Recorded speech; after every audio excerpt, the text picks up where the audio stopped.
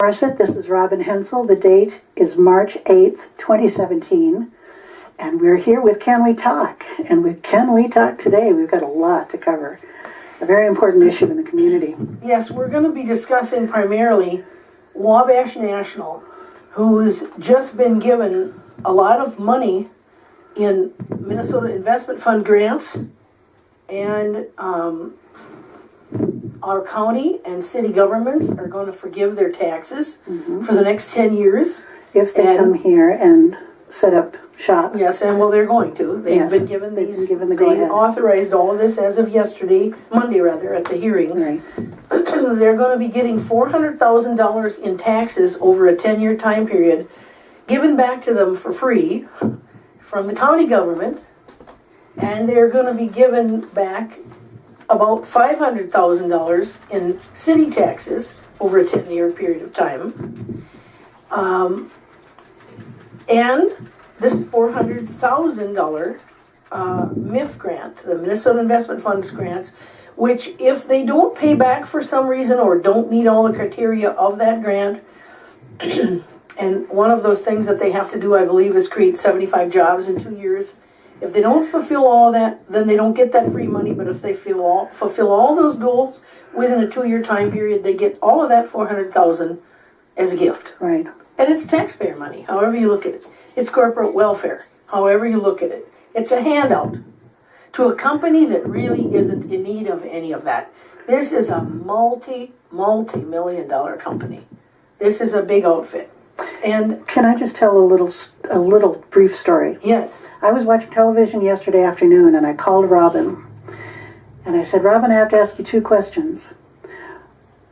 Question 1 is, among the pollutants that Wabash Industries has been found to emit at their plant, is one of them hexavalent chromium, or chromium-6? And the other question is, have you ever seen the movie Erin Brockovich? And you asked about chromium-3 as well. No, I didn't. You mentioned chromium-3. But that's mentioned in that Erin Brockovich show. It is. Okay, so, and that's because we've discovered, Robin, I should say, discovered digging around that Wabash Industries, this company that's we've rolled the red carpet out for, is guilty of violating EPA standards. Repeat violations. Repeat. Recent ones in the last 2 years. Right. 2015, 16. And, you know, it's funny how I stumble onto things. I usually don't find things when I'm digging for stuff deliberately. It's odd the way that happens. I for instance, I was looking for information on subsidy give-outs to corporations when I happened to stumble on this website called Subsidy Tracker. And that Subsidy Tracker has a new part on their site called Violation Tracker, and I looked up Wabash National, and sure enough, they had violations. But that was the least of the violations. When you called me last night, after we talked about the chromium-6 and so on, I decided to do a little bit more digging. So I did. And boy, did I find some interesting stuff. Tell us all about it. The Department of Justice, the Eastern District of Tennessee, United States Attorney's Office, in 2015, this was updated, so this information is current. The United States Attorney's Office for the Eastern District of Tennessee is committed to ensure clean air, water, and land for our citizens. We prosecute criminal cases under federal pollution and wildlife laws, and defend environmental and natural resource laws and federal agency programs and actions. With the Great Smoky Mountains National Park and several national forests and other preserves in our backyard, we feel a special connection and obligation to our environment. Excuse me. Our Environmental Crimes Task Force meets regularly with members from federal, state, and local agencies such as the Department of Energy, the Environmental Protection Agency, the FBI, the National Park Service, the U.S. Forest Service, the Tennessee Valley Authority, the U.S. Fish and Wildlife Service, and the Tennessee Wildlife Resources Agency to disseminate information, share intelligence, and coordinate a response to those individuals and entities who threaten our environment by violating federal laws. Some examples of the types of environmental crime brought by our office include Wabash National Corporation was convicted of violating the Clean Water Act for its conduct in Scott County. Their And this is, I'm headquarters, sorry, where is that? Lafayette, Indiana. Lafayette, That's where their parent company, their headquarters are. Wabash released over 120,000 gallons of highly caustic sodium hydroxide into a storm sewer that emptied into a tributary of the New River. And that's capital N-E-W, capital R-I-V-E-R. This resulted in 2 children suffering chemical burns on their feet and ankles. As a result of its conviction, Wabash was fined $400,000 for that one incident.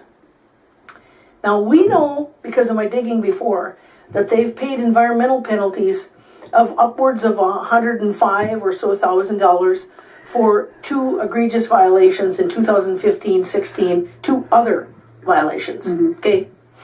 So we're now up to $1 million or so. Well, yeah, we're getting there. Then it also states, Herbius, or Herreus, it's H-E-R-A-E-U-S, Herreus Metal Processing and Inc., and Brent Anderson, the plant manager, were convicted of violating the Clean Air Act for falsifying reports that the operation of Herreus air pollution control equipment. Herreus was fined $350,000 and placed on corporate probation. Now, Anderson was placed on probation for 1 year in order to perform community service. I don't know if that's in conjunction with Wabash or not. It's just on the same article, so it may not be. It may not be, okay. But the Wabash one is current, and it's egregious that they dumped this highly caustic sodium hydroxide into a storm sewer.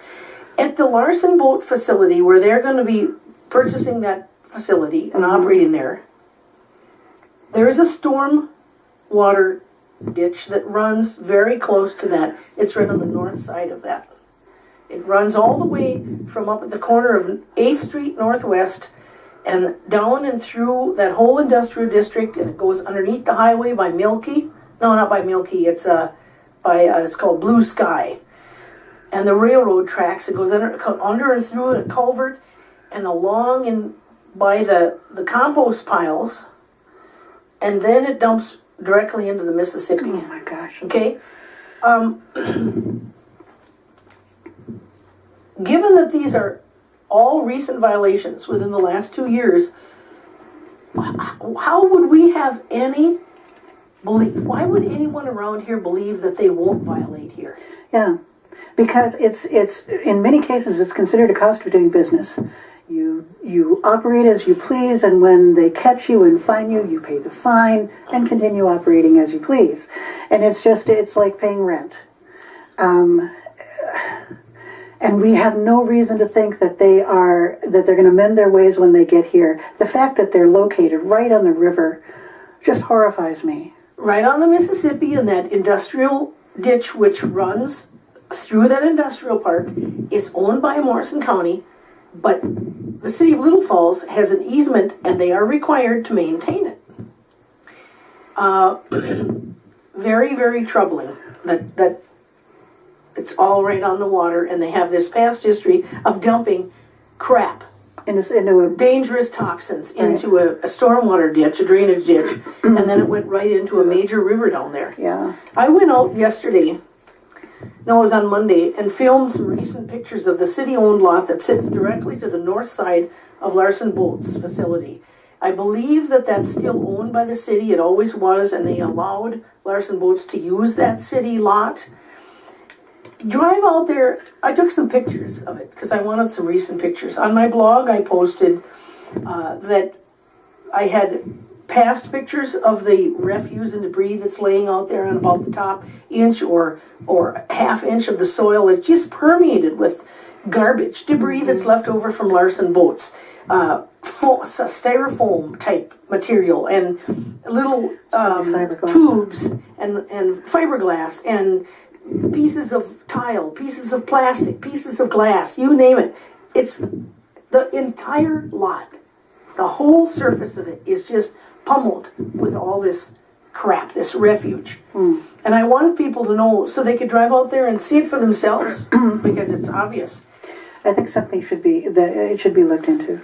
because those materials, fiberglass, the plastics, they could be off-gassing chemicals into the air and into the soil. Wait, well, all that stuff goes down into the soil, and it's very close proximity. It's just on the south side of that drainage ditch.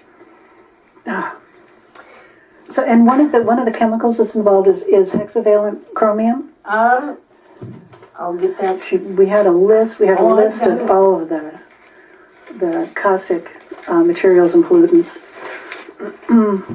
Because we weren't given adequate time, like others have been given in a public hearing at City Hall, we didn't get a chance to read all this. We'll get into that in a minute. Right. Okay, here is a list of the most recent overages that they had, that they released these toxic chemicals into the environment illegally. Difluoromethane, chromium, cobalt, copper, diisocyanate, it's diisocyanates, so disocyanates maybe? No, it's Or diisocyanates? let's see. Yeah, disocyanates. Manganese, methyl, methacrylate, nickel, and here are some of their emissions, and I don't know how to read these documents. I don't know that they went over on these, but these are some of the carcinogens that are regularly emitted either within the legal limit or over. I'm not sure because I don't know how to read these EPA documents. Right. But this is some of the stuff that they, on a regular basis, create in their plants. Right. Manufacturing trailer, semi-trailer, refrigerated trailers, and some are not. Right. Chromium 6. That's the hexavalent chromium. Nitrogen oxides, toluene, xylene, arsenic, formaldehyde, nickel, regular chromium, manganese, carbon monoxide, chromium 3, nickel, cobalt, lead, mercury, volatile organic compounds, xylene, benzene, cadmium, hexane, manganese, and naphthalene. And that's just a short list. And let There's me probably more. take a moment to remind people who may have seen the movie Erin Brockovich and people who haven't.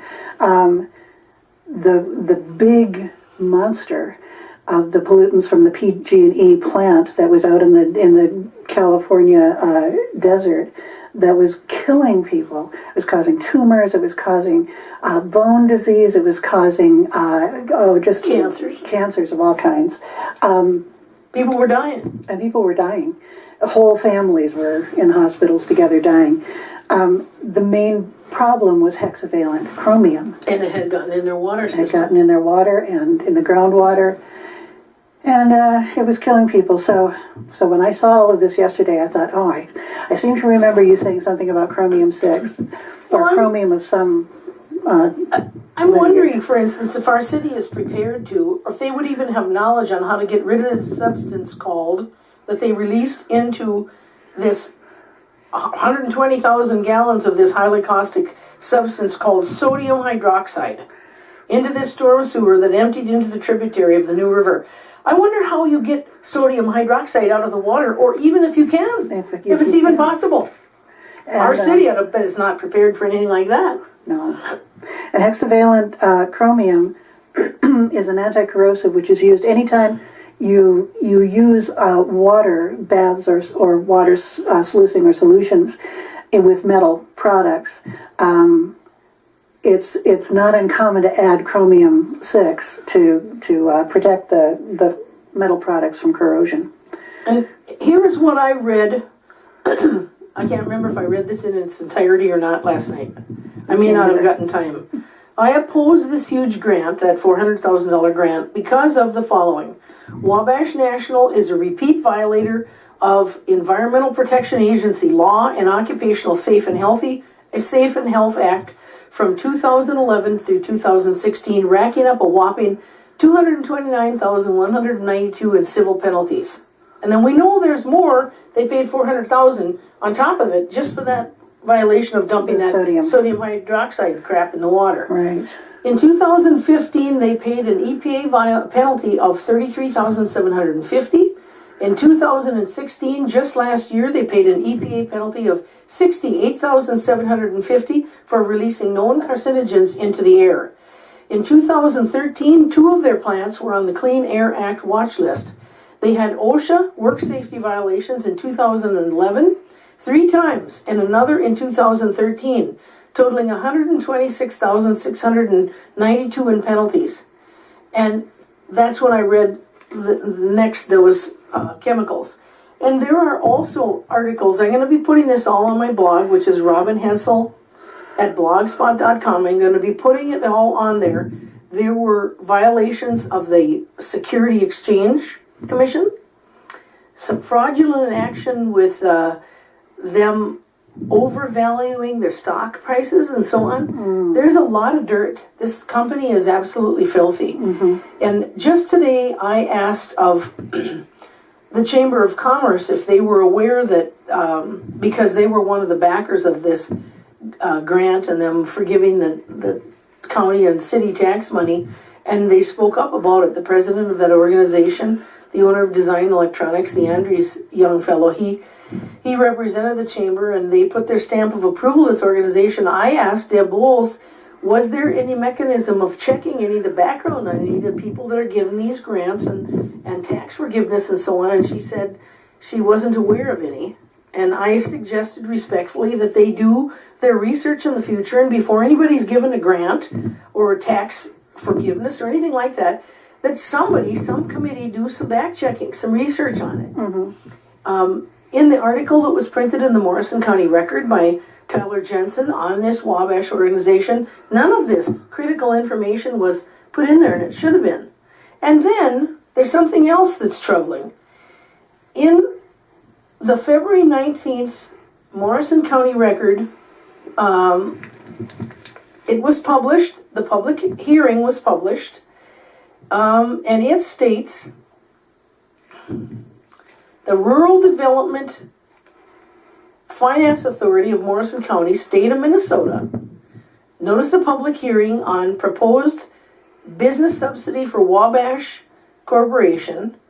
It says, notice is hereby given that the Rural Development Finance Authority, the RDFA of Morrison County, Minnesota, will hold a public hearing on Monday, March 6, 2017 at approximately 4 p.m. in the boardroom of the County Government Center in the city of Little Falls, Minnesota, relating to the proposed business subsidy agreement with Wabash National Corporation pursuant to Minnesota Statute Section 116J, period 993 through 116J, period 995, inclusive as amended. Okay? So the official public hearing notice was published in this paper on February 19th. But it didn't occur at that time. It occurred at that time, but not in that room. Not in that place. That meeting was actually held, and this was a special meeting, a public hearing. And Minnesota open meeting law has parameters around it and restrictions placed on it so that the public can for sure get to these meetings on time and at the right place. They held it, though, instead of in the boardroom, it was held in meeting room 1 in the basement of the Morrison County Government Center. And I talked to IPAD this morning, that's the Open Meeting Law and Data Agency in the Twin Cities, and it is truth, it is a fact, that they violated the open meeting law by publicizing a public hearing notice in the paper 3 days in advance, but not holding it at the time and the place that it was registered as. So in other words, what they needed to do is, if they intended to move the meeting to a different room, they had to give the public at least a 3-day notice ahead of time, and they didn't do that. So that's kind of a sidebar to the discussion, but it's Well- another violation of open meeting laws. We've discussed these many times. And these incidents. why is it important, related especially in relation to this Wabash organization? It is my belief that it was done intentionally, move it to a different room, where there's no recording equipment so that Mark Sloop from this station wouldn't come and record it in the boardroom, because that's where all the equipment is to record it. At least it used to be when Chris Wise was responsible for going up and taping the Morrison County Commissioners meetings. There is no recording equipment in that basement room. And if they could move it at the last minute, it might deter some people who wanted to speak against it from coming. And it just a gut feeling that I have. It's rotten to operate like that. And if it's honestly a mistake, then we are way overpaying employees in charge of doing the Taking public care of these, justice. You know, one of the things that occurred to me, and in my readings, I came across a device that government sometimes uses, and this is government at every level, White House, and they're using plenty of devices these days, but also right down to the city of Little Falls, and that is to invite in a company like Wabash on the promise that Wabash will provide 75 jobs so that the city council, the mayor, and all of the people involved in bringing them in can say, look what we've done for the community. We've increased the tax base, but not tell you that they're forgiving all the taxes. We've provided 75 jobs for people in town, and that's important. But if it's a company who violates safety standards, then who wants those jobs? You know, I mean, if you're going to go there and lose a limb because you're working for Wabash Industries, and again, Wabash would just pay off whatever lawsuits or penalties were involved in any injuries or accidents as a cost of doing business. But the point is that the city wants to be able to trumpet this wonderful good thing that they've done in the county and the state, that they've done for the local population. And that hits the pages of the newspaper. What doesn't hit the pages of the newspaper, as we've demonstrated, is the reality about how the company operates and what the real cost is. They don't tell you that in forgiving their taxes for, what was it, 10 years? Yeah, for both county and city. Exactly, that this is a deficit then. If they don't have to pay taxes, we have to pay more. 900,000. So almost $1 million in tax forgiveness. $1 million, right. Do we get that? No. No, we do not. And Wabash essentially gets it because they get to have it forgiven. And the main thing is they don't need this. This is a huge multi-million-dollar company. but you know, multi-billion-dollar companies get to be multi-million-dollar companies by watching those pennies. By riding on the backs of taxpayers. Exactly. Let's say it's it corporate as it is. welfare. Corporate welfare. Absolutely. Now, Tyler Jensen, who wrote this article, Public Hearings to be Held on Financing for Wabash Corporation, was put online on March 4th. That's 2 days before that meeting. That was Saturday at 4:25 p.m. That says the first hearing is for the RDFA Monday at 4 p.m. in the Morrison County Government Center boardroom. So I don't know if the paper made the mistake or somebody at the county government made the mistake, if Carol Anderson, from Morrison County Economic Development, made the mistake, if Dwayne Johnson, the commissioner, who is the head of that RDFA board, RDFA, I'll get it right, or who made the mistake, but whoever did, shame on them, because we can't have public transparency and open meeting laws that are designed to inform the public correctly if they're going to violate these laws. It just shouldn't operate that way. No, it sure shouldn't. And even if it was an innocent mistake, it contributes to an air of suspicion around this whole business. Now, once I got to this meeting, I showed up a little bit early with my camera, of course, and I filmed it. Good thing I did, because there was no other recording of it. Right. I asked Dwayne Johnson to put a notice on the boardroom door to alert the public, so if they showed up, they